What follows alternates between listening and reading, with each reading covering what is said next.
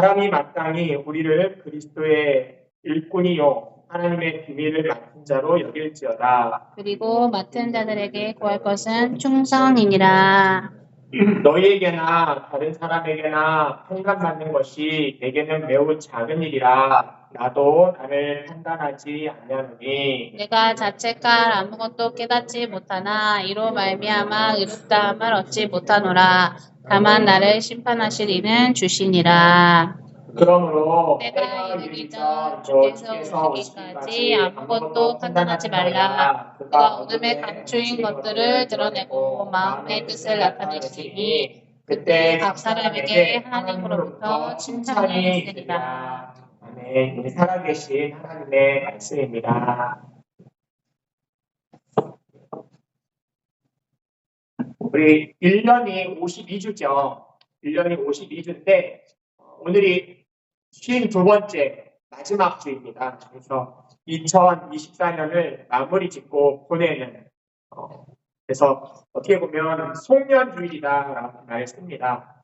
그래서 우리가 한 해 끝머리에 가면요 항상 연말 결산을 합니다. 이렇게 요즘 방송에 보면 텔레비전에서도 프로그램들을 되돌아보면서 연말 결산을 하고 또 시상을 하죠.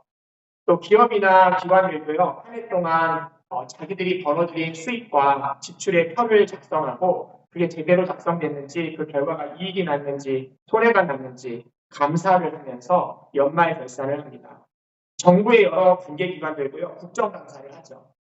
또 개인이나 모임, 단체들도 반드시 결산이 있습니다. 우리 교회 공동체도요 2주 전에 당회를 열어서 같이 연말 결산을 했습니다. 이런 결산을 잘할 때 그 결산을 통해서 우리는 보람도 얻고 또 의미도 찾게 되죠. 그런데 문제는요. 이 땅의 결산도 잘해야 되지만 이것보다 더 중요한 게요. 하나님 앞에서 하게 될 결산이 있다는 사실을 아는 거죠. 하나님께서는 온 우주를 창조하시고요. 우리의 생명을 주시고 또 우리 인생의 끝을 주관하시는 분이십니다. 그분 앞에 우리가 서게 된다는 것, 그리고 하나님 앞에서 결산을 하게 된다는 것, 그것을 아는 것이 중요합니다. 그래서 오늘 예배에 참여한 우리 모두가요. 하나님 앞에서 또 하나님과 결산을 할 때 그것이 우선적으로 더 잘하는 저와 여러분 모두가 되시기를 주님의 이름으로 축복합니다. 오늘 본문 말씀에서요. 오늘 본문의 말씀에 보니까 사도 바울이요. 우리가 어떤 사람인지, 우리가 어떤 사명이 있는지를 밝혀주고 있습니다. 도대체 우리는 어떤 사람이냐? 우리 그리스도인들은 어떤 삶을 살아가야 되냐? 그걸 이야기하고 있는데요. 우리 고린도전서 4장 1절 말씀을 다 같이 한번 읽어보겠습니다. 시작! 사람이 마땅히 우리를 그리스도의 일꾼이요 하나님의 비밀을 맡은 자로 여길지어다. 네, 이게 1차적으로는요 바울과 바울 선교팀을 이야기하지만 사실은 예수를 믿는 우리 모두가 이와 같은 정체성과 사명을 갖고 사는 자들입니다. 우리는 누구냐? 우리는 그리스도의 일꾼이라는 거죠. 그리스도의 일을 하는 사람들입니다. 예수 그리스도께서 이 땅에 하셨던 그 일을 우리가 하는 일꾼으로서 하나님의 비밀, 예수 그리스도죠. 하나님의 비밀. 이 비밀은요, 감춰진 게 아니라 이미 다 드러난 겁니다. 성경책을 통해 다 드러난 그 놀라운 그 비밀, 예수 그리스도, 복음, 구원의 기쁜 소식, 이거를 맡은 자들이다. 이렇게 말하고 있어요. 우리는 복음을 맡은 자들이에요. 복음을 전하는 자들이라는 겁니다. 우리는 이 땅에 살면서 하나님의 직분을 맡았고요. 하나님의 사명을 맡은 자들입니다. 그래서 하나님을 위해서 그리스도의 일꾼으로 하나님의 비밀을 맡은 자로서 복음의 증거자로서 삶을 살아야 된다는 겁니다. 우리가 이 땅에 살면서 명예를 얻고 또 권세를 얻고 그 밖에 자기를 내세우고 자랑하는 일을 위해서 그것이 내 인생의 전부인 것처럼 살아서는 안 된다는 겁니다. 그럴 때에는 어떤 일이 생기냐면 싸움과 분쟁밖에 나지 않는다라고 보고 있습니다. 오히려 하나님 나라의 비밀을 맡은 자로서 하나님의 복음을 전하고 하나님의 나라가 확장되는 데 앞장서서 일을 하는 게 성경의 말씀입니다. 그래서 하나님의 일꾼이란 직분, 또 하나님의 비밀, 예수 그리스도의 복음을 맡아서 사명, 이 직분과 사명을 감당하는 자에게 오늘 본문에서 요구하는 것이 있어요. 그 요구가 2절에 나옵니다. 우리 같이 고린도서 4장 2절 한번 같이 읽어보겠습니다. 시작. 그리고 맡은 자들에게 구할 것은 충성이라 이렇게 말하고 있어요. 여기서 맡은 자다라고 하는 것은 청지기 직분을 말합니다. 하나님께서 우리에게 청지기 직분을 주신 겁니다. 주인으로부터 일을 맡을 수 있는 청지기, 관리, 집사 이런 것들을 우리에게 주셨다는 겁니다. 주인의 재산과 주인의 소유물을 관장하는 사람, 예, 그 관장하는 사람, 그걸 관장할 수 있는 청지기 직분을 우리에게 주셨다는 겁니다. 누가 주인이시죠? 우리는 청직이라면 주인은 하나님이신 거죠. 온 우주를 다스리시는 하나님. 우리는 하나님 앞에서 맡은 것에 대해서 해야 할 한 가지는 충성이다라고 말하고 있어요. 충성. 이 충성이라는 단어가요. 이 성경 원문에서 헬라어 단어 피스토스는 뭐냐면 신실한, 진실한, 믿음직한 이런 뜻입니다. 이 충성이라고 쓰였지만 사실 이거는 믿음이란 말과 바꿔서 틀린 말은 아니에요. 그러니까 우리에게 요청하시는 건 믿음이라는 겁니다. 내 삶에 내 주인 앞에 내가 신실한가, 내가 정말 믿음직스러운가, 내가 그 믿는 대로 삶을 살아가고 있는가, 그게 충성이에요. 오늘도 우리 청직이 된 우리들에게 요청하시는 그것은 정말 우리가 하나님을 정말 믿는다면 그 믿음은 믿음직하게 주인에게 충성하고 주님의 신실한 종이 되어 살고 있느냐, 이걸 질문하고 있다는 거죠. 예수님께서 말씀하신 비유 중에 우리가 너무나 잘 알고 있는 달란트 비유 알고 계실 겁니다. 이 달란트 비유에서 주인이 어떻게 하죠? 종들에게 달란트를 맡기고 떠납니다. 그리고 종들은 그 맡은 직분대로 충성을 하죠. 그 달란트를 갖고 나아가서 장사를 하는 겁니다. 사업을 하는 겁니다. 이렇게 나가서 장사를 하는데 어떤 한 청직이, 어떤 한 종은 어떻게 하냐면 그냥 땅에다 묻어놓고 시간을 보내는 거죠. 근데 어쨌거나 나중에 그 주인이 돌아와서 종들을 칭찬하는데 어떻게 칭찬하죠? 착하고 충성된 종아, 너가 작은 일에 충성했으니 내가 많은 것으로 내게 맡기리니 주인의 즐거움에 참여할지어다 하시면서 더 커다란 보상을 해주십니다. 그러나 주인을 믿지 않았던 자, 주인께 충성하지 않았던 종은 어떻게 하죠? 악하고 게으른 종아 이렇게 하시면서 맡겼던 달란트를 뺐죠. 그리고 충성된 자, 충성되게 일한 자에게 오히려 주시면서 그를 더 충성케 만드십니다. 여러분들은 주님 앞에 정말 충성스러우신가요? 오늘 이 현대어 이 말씀을 이 4장 2절 말씀을 현대어 성경은 이렇게 번역하고 있거든요. 이렇게 번역합니다. 현대어 성경으로 번역한 말씀을 같이 한번 읽어보겠습니다. 시작. 일꾼에게 가장 중요한 것은 주인이 시키는 대로 따르는 것입니다. 이걸 충성이라는 말로 바꿔놨어요. 그러니까 우리가 일꾼이잖아요. 하나님의 일을 맡은 일꾼이에요. 우리가 하나님의 일을 감당하는 청지기입니다. 근데 청지기에게 가장 중요한 게 뭐냐? 주인이 시키는 대로 따르는 것이다. 이걸 믿음이다라는 표현으로 쓰기도 하고 충성이라는 단어로 쓰고 있기도 하다는 사실입니다. 우리는 정말 예수님을 믿고 있잖아요. 주인 되시는 그리스도를 믿고 그리스도의 명령대로 따라 사는 삶을 사는 것, 이게 충성인데 우리가 2024년 한 해 동안 정말 주님께 충성스러우셨는가 한번 점검하는 시간을 가졌으면 합니다. 여러분은요, 2024년을 돌아보면서 정말 나는 예배 참여에 대해서 충성하려고 애쓰셨나요? 나는 예배를 정말 사모해서 나는 예배 시간을 정말 사모하고 그 일에 충성하려고 애쓰셨나요? 내가 하나님 앞에서 맡은 직분, 사명에 충성하기 위해서 힘쓰셨나요? 하나님 앞에서 받은 물질의 복에 대해서 나는 청지기로서 하나님 나라 사역을 위해서 기꺼이 내어드리는 주일 성수하면 주일헌금을 드리고 10의 1조로 내가 벌어들인 소득의 첫 번째 것을 구별하여 하나님께 드리고 감사의 예물로 드리고 선교헌금으로 하나님 앞에 충성하는 시간을 드렸나요? 내가 받은 은혜에 대해서 내가 전도함으로써 충성을 다했나요? 하나님의 말씀을 읽고 묵상하고 그 말씀 속에서 사랑하라는 말씀, 용서하라는 말씀의 명령에 따라서 정말 사랑했고 용서했나요? 내 지혜대로 살지 않고 하나님의 지혜를 구하면서 하나님의 인도하심을 얻고자 기도하는 삶을 살았나요? 스스로 한번 점검해보는 시간이라는 겁니다. 내가 정말 청지기로서 주님 앞에 충성스러웠다. 주님이 보실 때 정말 믿음직스럽구나 라고 작은 일에 충성했기 때문에 더 큰 일을 맡길 것이고 내 즐거움에 참여하는 그런 상을 줄 수 있는 것일까에 대해서 점검하는 시간이라는 겁니다. 왜 내 삶을 점검해야 될까요? 왜 이 한 해가 끝나는 이때 송년주일에 연말 결산을 해야 되는 걸까요? 왜냐하면 우리 앞으로 나중에 나의 주인 되신 하나님 앞에 내 삶을 결산하는 날이 반드시 있을 것이기 때문에 그렇습니다. 우리가 2024년 시작이 있었고 끝이 있었잖아요. 마찬가지로 우리 인생의 시작이 있고 우리 인생의 끝은 반드시 있습니다. 그래서 그 끝 앞에 결산하는 날이 있기 때문에 우리가 이 연말의 시간을 통하여서 한번 결산하는 것이 반드시 필요하다는 거죠.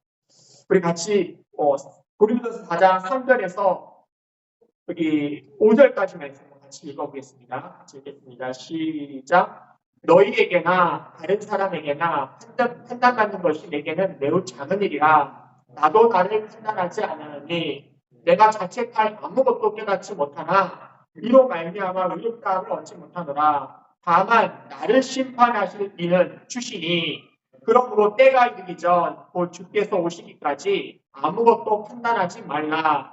그가 어둠의 감추인 것들을 드러내고 마음의 뜻을 나타내시리니 그때 각 사람에게 하나님으로부터 칭찬이 있으리라. 이 이야기는 어떤 배경 속에서 쓰여진 거냐면요. 고린도전서 1장부터 4장까지 전체 이야기가 어떤 내용이냐면요. 고린도 교회는요. 서로가 서로를 판단했어요. 서로가 서로를 판단하면서 막 갈라진 겁니다. 우리는 베드로의 가르침에 따라, 우리는 그리스도의 가르침에 따라, 우리는 바울의 가르침에 따라, 우리는 아볼로의 가르침에 따라 이런 식으로 교회 안에 분파가 일어나고 갈라지고 판단하고 나누어서 싸워왔습니다. 이게 고린도서 1장부터 4장까지 내용이고요. 오늘 본문 말씀 4장 말씀입니다. 요지는 뭐죠? 서로 간에 판단하지 말라는 겁니다. 서로가 서로에 대해서 판단하지 말라는 게 주님의 말씀이면서 이 말씀 속에서 크게 세 가지 판단이 있을 수 있다는 것을 말씀하고 있습니다. 첫 번째는 어떤 판단일까요? 첫 번째 판단은 뭐냐면 사람들의 판단이죠. 다른 사람들이 나를 어떻게 판단하는가? 다른 사람들이 나를 판단한다는 겁니다. 다른 사람들이 나를 어떻게 판단하느냐가 사실 중요한 관심거리입니다. 그래서요, 많은 에너지를 어디다 쓰냐면요. 다른 사람들이 과연 나를 어떻게 바라보고 있는가? 여기에 신경을 곤두세우면서 거기에 힘과 에너지를 다 쏟고 또 그래서 지치고 그러곤 합니다. 그런데요, 오늘 이 사도 바울은 이 3절 말씀에서 뭐라고 말하냐면요. 이렇게 말해요. 우리 요거 앞에 공문에 건 없고 여기 앞에 현수 여기 있죠? 스크린에 있는데 이거 같이 읽어볼까요? 생략은 안 읽으셔도 됩니다. 같이 읽겠습니다. 시작. 너희에게나 다른 사람에게나 판단받는 것이 내게는 매우 작은 일이라. 다른 사람들이 나를 판단하는데 다른 사람들이 나를 판단하는 것이 나한테는 매우 작은 일이다라고 말하고 있습니다. 고린도 교회는요, 되게 높은 지식인들이 많았어요. 많이들 배웠어요. 배운 사람들이 많은데 그들이 서로가 자기 판단이 절대적으로 옳다는 겁니다. 마치 자기가 하나님이라도 된 것처럼 내가 심판자 하나님인 것처럼 다른 사람들에 대해서 신랄하게 판단하는 일이 많았던 것 같습니다. 그런데 바울은 여기서 사람의 판단이 내게는 매우 작은 일이다 이렇게 말하고 있어요. 사람들이 나를 판단하는데 나는 그것이 매우 작은 일이다 이렇게 말하고 있어요. 그렇다면 사람들이 사람을 판단해서는 안 된다는 걸 말하는 게 이 이야기의 핵심은 아니에요, 사실은. 이 바울이 사람이 사람을 판단해서는 안 된다가 이야기의 핵심은 아니라는 거죠. 왜냐하면 사람이 사람을 판단하는 것이 핵심이 되면 무슨 문제가 생기냐면 사법 시스템이 무너져요. 요즘에 우리가 알고 계시겠지만 지금 우리나라도요. 지금 헌법재판소에 사람들에 의해서 판단받아야 될 게 많이 있습니다. 그렇죠? 헌법재판소에 막 이것저것 판단해달라고 막 엄청 많이 가 있잖아요. 그렇죠? 근데 사람의 판단을 절대적으로 금지해라. 그 얘기를 말하는 건 아니라는 거죠. 그게 초점은 아닙니다. 여기서 사도 바울이 사람의 판단이 내게 매우 작은 일이다 라고 말하는 이 뜻은요. 주님의 평가에 비해서 인간의 판단이라는 것은 어쩔 수 없이 불완전하고 왜곡될 수 있다는 겁니다. 그래서 그 인간의 판단을 절대화시키지 않겠다는 거예요. 그래서 지금 사도 바울은 사람의 평가를 거부해라.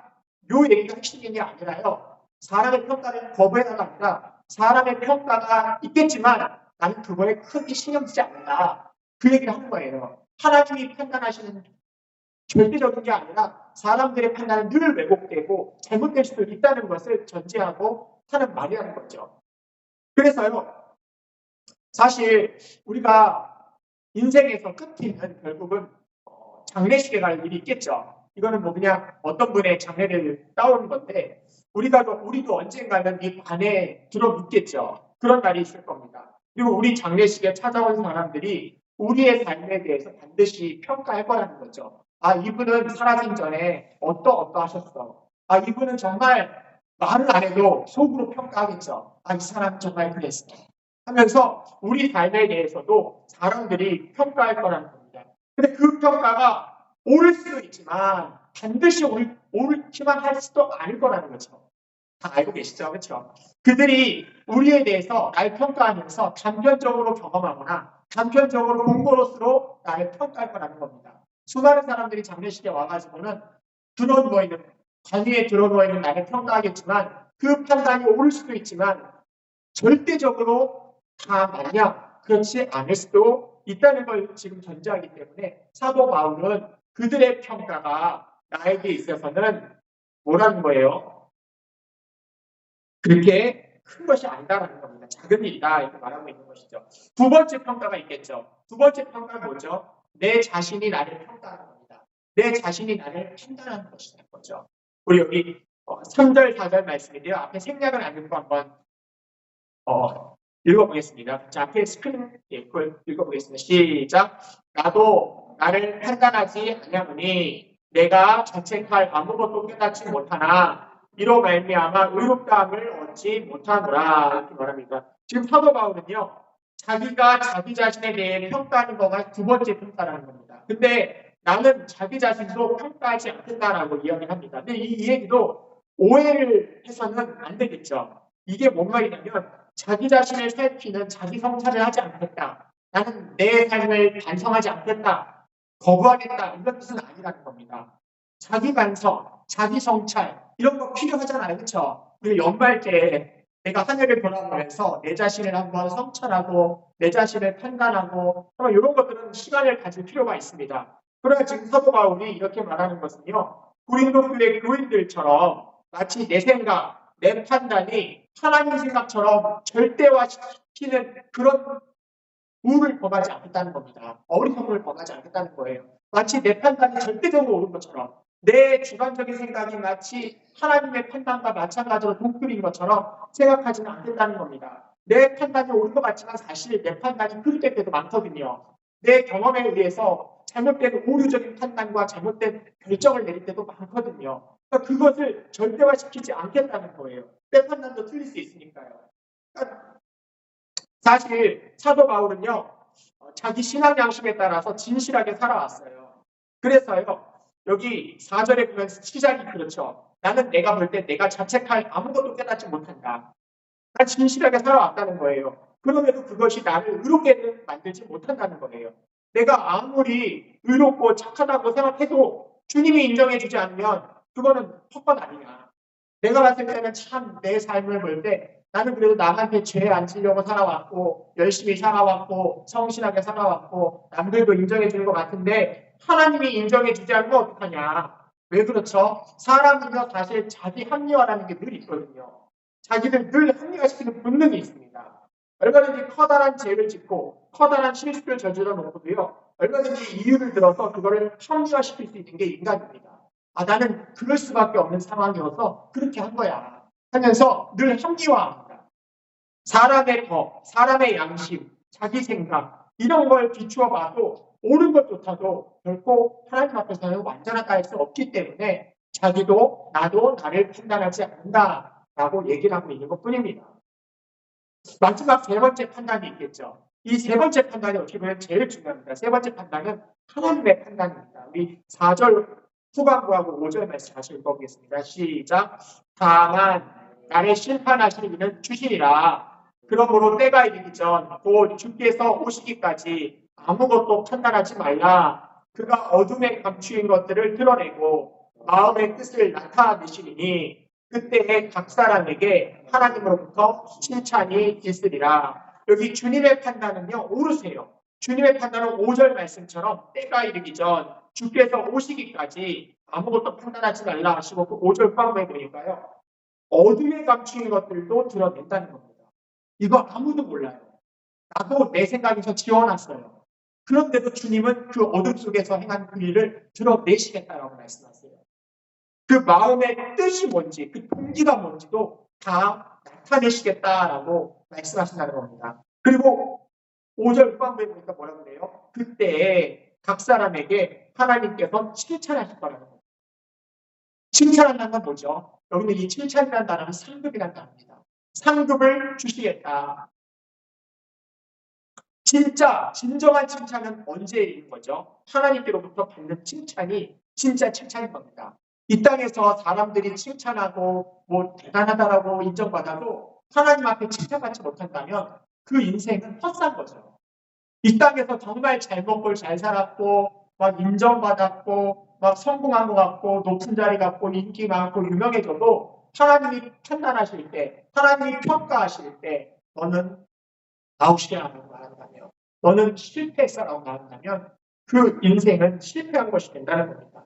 하지만 이 땅에서 못 먹고 사람들한테 지탄받고 욕먹고 내가 정말 이렇게까지 살아야 했나 싶었기에 살았는데도 하나님이 그 인생을 인정하신다면 하나님께서 보상해 주신다면 그것으로 충분한 거잖아요. 그래서요.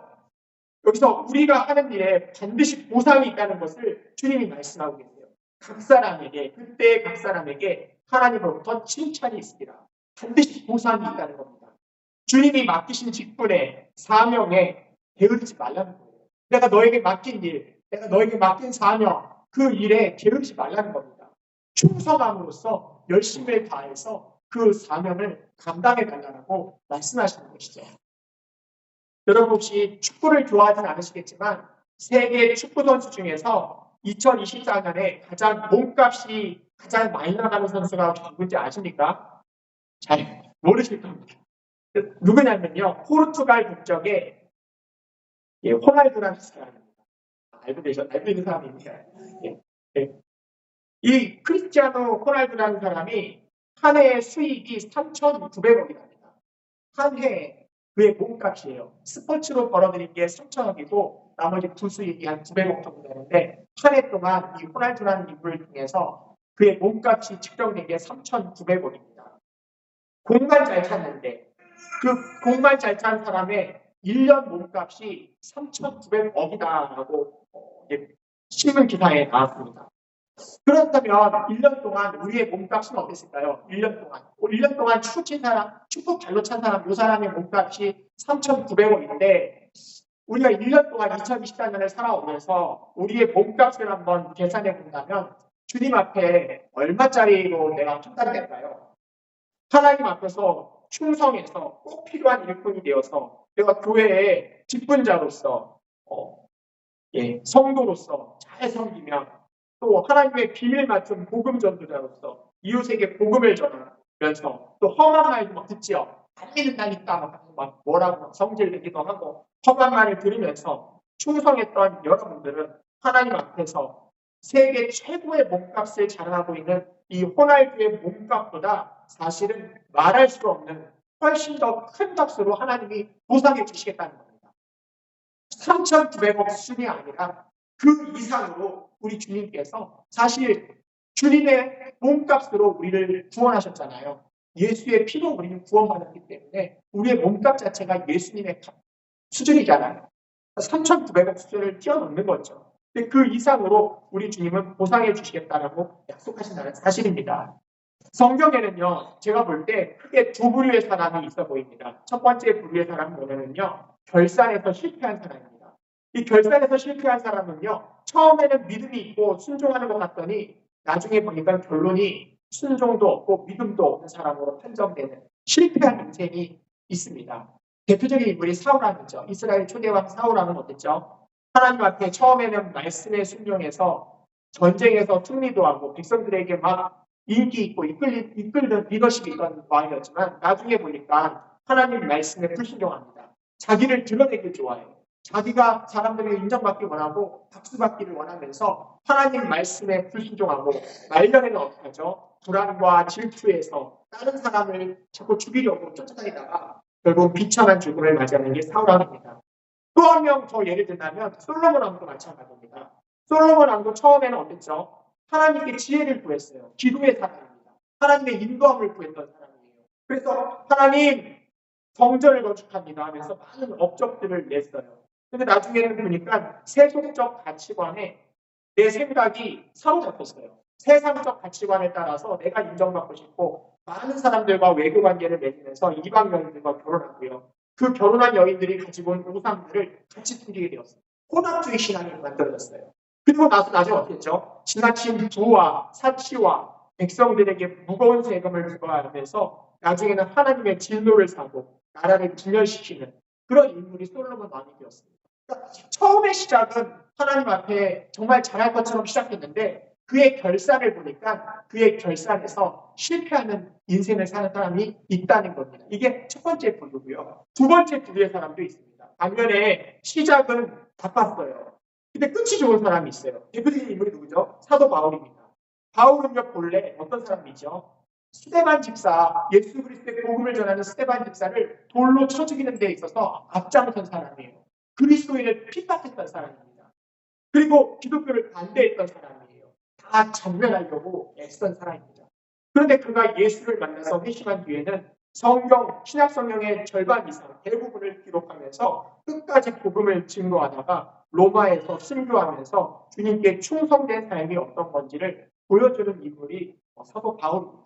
딱 한 명만 더 예를 들겠습니다. 결산에서 성공한 사람 삭개오죠. 이 삭개오는요. 오늘날로 말하면 세무 공무원인데 고위 공무원입니다. 고위 공무원.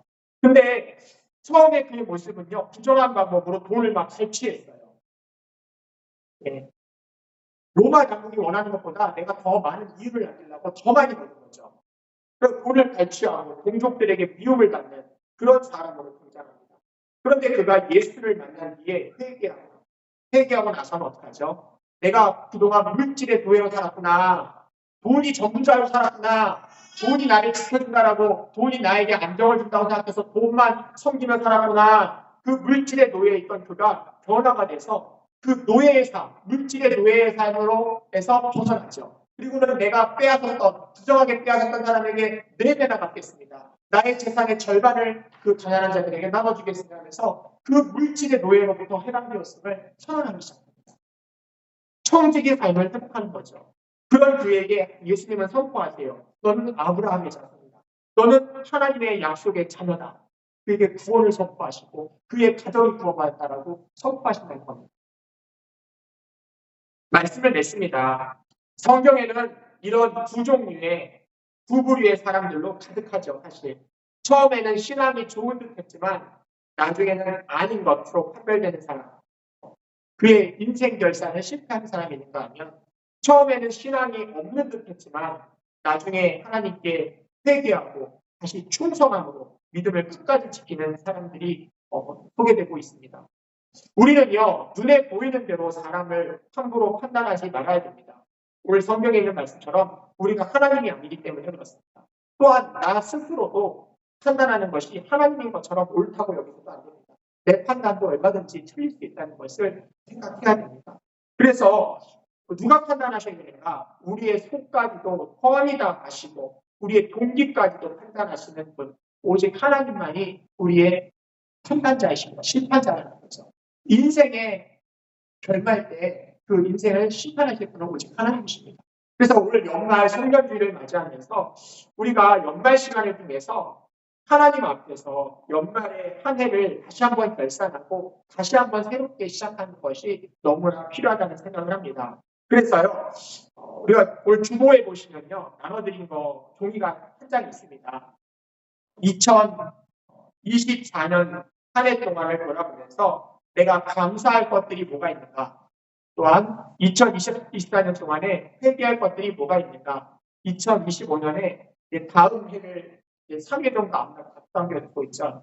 3회를 남았는데 소망하는 것들이 뭔가 한 5분 정도 시간을 뭐 많이 드릴 거 필요 없어요. 그냥 생각나는 대로 한 5분 정도 한번 기억나시는 대로 원래 이거 송구영 시대회 때 해왔던 건데 송구영 시대회에 참여 못하시는 분들이 많이 계셔서 이 송년주일에 같이 한번 기록하는 시간을 좀 갖겠습니다. 그러니까 이거는 뭐 누구한테 발표하고 그런 거 없습니다. 그냥 개인이 가져가셔서 기도하시면 좋을 것 같아요. 2024년을 한번 내가 돌아보면서 하나님 앞에 감사할 것들과 혹시 반성할 것들은 없는지 돌아보고요. 또 2025년에 내가 기도할 것들, 소망할 것들은 어떤 거 있는지 한번 5분 정도 시간을 드릴 테니까요. 한번 돌아보면서 적어보시고요. 5분 뒤에 찬양하고 기도하도록 하겠습니다. 잠시 5분 동안 정리 시간 갖도록 하겠습니다.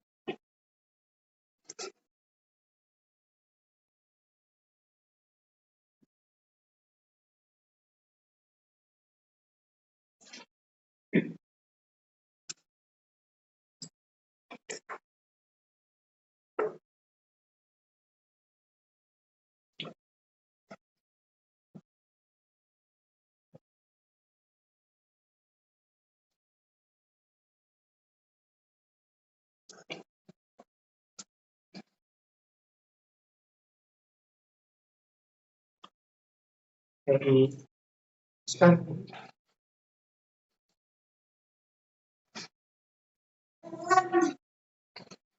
여기 326장 우리 찬양하시고요. 기도하겠습니다.